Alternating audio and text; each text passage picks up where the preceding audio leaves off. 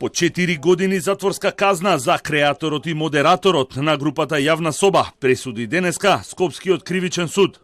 Дарко Костовски и Михаил Пановски беа обвинети за производство и дистрибуција на детска порнографија, бидејќи дозволиле во групата да биде постиран видеозапис со сексуално злоставување на дете не постаро од 5 години.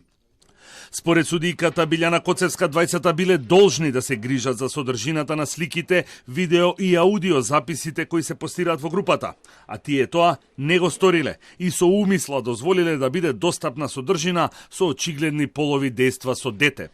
Дозволиле и овозможиле да се направи достапна содржина на аудио и видео материјал во кои се прикажани очигледни полови дејствија со дете со примена на одредбите од член 40 и 41 од Кривичниот законник. Судот обвинетите го осуди на казна затвор во траење од по 4 години. Образложувајќи ја пресудата, Коцевска наведе дека во телефоните на обвинетите се најдени докази дека побарале помош од сервисната поддршка на апликацијата Телеграм за бришење на групата, но и дека знаеле за видеозаписот бидејќи разменувале пораки околу возраста на жртвата. Во телефонот на Костовски се најдени над 102.000 слики и видеозаписи кои се споделувани во Јавна соба, а кај модераторот Пановски над 17.000.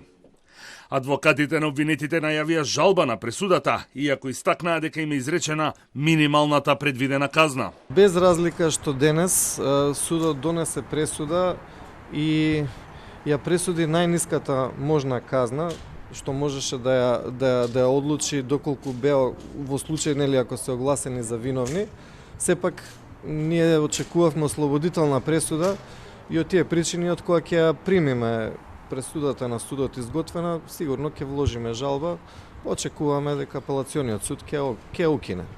До правосилност на пресудата, двајцата остануваат во куќен притвор.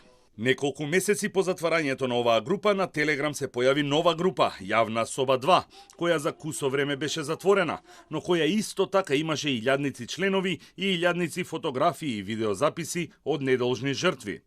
Во јавното обвинителство предистрагата за овој случај е блокирана, бидејќи од апликацијата Телеграм одбиваат да ги предадат податоците преку кои би се утврдил идентитетот на креаторите, администраторите и членовите на групата, а обвинителството нема одговор ниту од меѓународната помош која ја побарале. Скандалот со Јавна соба иницираше низа протести во кои се бараа измени на Кривичниот законник и воведување на далеку построги казни.